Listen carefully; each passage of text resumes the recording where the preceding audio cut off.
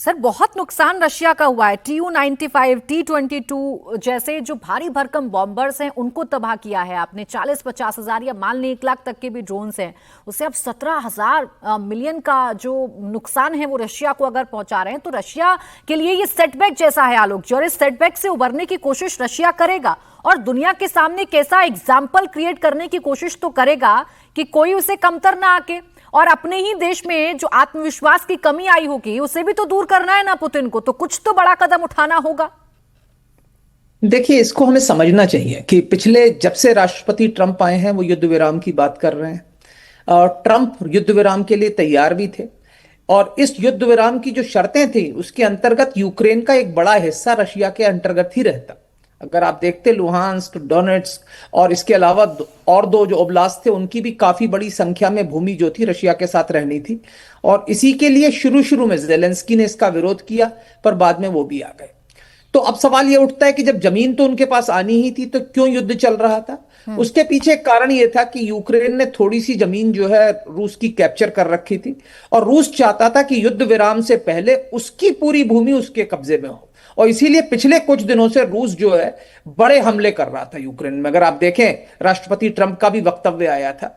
और अब इस हमले के द्वारा यूक्रेन ने रूस को एक बहुत बड़ा झटका दिया है। जहां तक सवाल रूस की एक महाशक्ति होने का है, तो जब पुतिन ने सीरिया में हस्तक्षेप किया था तो उसने दुनिया को बताया था कि सोवियत संघ के बाद रूस अभी भी एक वैश्विक शक्ति है। लेकिन जिस तरीके से बाद में दमिश्कस या दमिश्क गिरा और उसके बाद जिस तरीके से आपने पहले देखा कि नगर्नो कराबाख जो आर्मेनिया से छूट गया और रूसी जो वहां पे पीस कीपर्स थे वो कुछ भी नहीं कर पाए, तो उसके साथ साथ ये दिख गया है कि रूस की जो वैश्विक शक्ति होने का जो एक दावा था वो काफी हद तक क्षीण हो चुका है और एक कमजोर हो चुका है। So these two actions have shown the limits of Russian power also.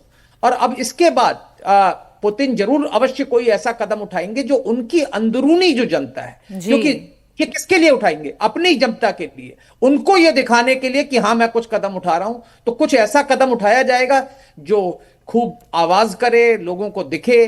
तो हो सकता है कुछ भीषण बमबारी हो किसी शहरों में, कुछ में ऐसी।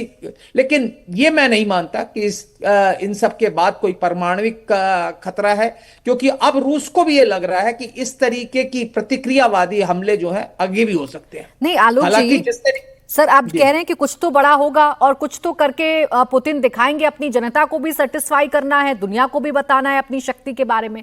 ये खुद यूक्रेन के अखबारों में छपना शुरू हुआ है। जब यूक्रेन ने बताया, जब जेलेंस्की ने सब पूरी दुनिया को बताया कि हमने कैसे 18 महीने पहले तैयारी शुरू कर दी थी, कैसे ड्रोन को स्ट्रैटेजिकली पहुंचाया गया रशिया के अंदर, अब उन्हीं के अखबारों में ये छप रहा है कि रशिया के लिए पर्ल हार्बर वाला मोमेंट है। इसीलिए सवाल उठ रहा है कि उसमें जो रिएक्शन था अमेरिका का, क्या ये रिएक्शन होगा रशिया का?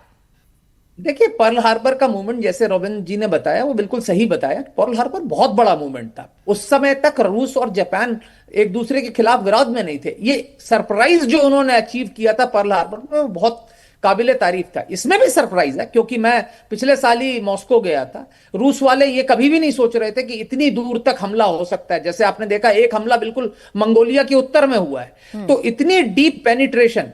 लेकिन क्या इस तरीके का हमला दोबारा हो सकता है? मेरे हिसाब से नहीं, क्योंकि जो सरप्राइज उन्होंने ट्रक्स को भेज के अचीव किया वो नहीं कर पाएंगे। लेकिन हाँ, ड्रोन से इस तरीके के हमले उनके अंदरूनी जगहों पे होने की संभावनाओं से इनकार नहीं किया जा सकता। तो रूस कोई ऐसा हमला करेगा जो उसके जनमानस को दिखे। जैसे आपने देखा अभी भारत पाकिस्तान युद्ध के बीच में पाकिस्तान ने क्या किया, जब पिट गए तो उन्होंने एरियल शेलिंग की और ड्रोन्स भेजे, जिससे कि जनता को दिखे उनकी कि वो कुछ कर रहे हैं। हालांकि उनके सारे ड्रोन हमारे एयर डिफेंस सिस्टम ने न्यूट्रलाइज कर दिए। शेलिंग से कुछ सिविलियन टारगेट्स हर्ट हुए, लेकिन आवाज और जो दृश्य था वो उनको दिखा।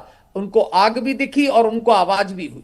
तो रूस भी कुछ ऐसे कदम उठा सकता है, कोई बड़ी बॉम्बिंग करे, कोई बड़ी मिसाइल्स फायर करे। उन्होंने ऑलरेडी काफी समय से काफी बड़ी हमले कर रहे थे। कुछ ऐसे हमले करें जो रूस की जनता को दिखे कि हाँ इन्होंने कोई कदम उठाया है। पाकिस्तान से अगर तुलना करें आलोक जी, तो पाकिस्तान तो प्रोपेगेंडा चलाने में माहिर है। वो तो अपनी जनता को ही बेवकूफ बनाने की कोशिश करता है। जो चीज कर नहीं पाया उसे झूठ में परोसकर वो अपनी आवाम को दिखाने की कोशिश करता है और गाहे बगाए उसका झूठ पूरी दुनिया के सामने आ जाता है, प्रूफ पूरी दुनिया के सामने आ जाते हैं।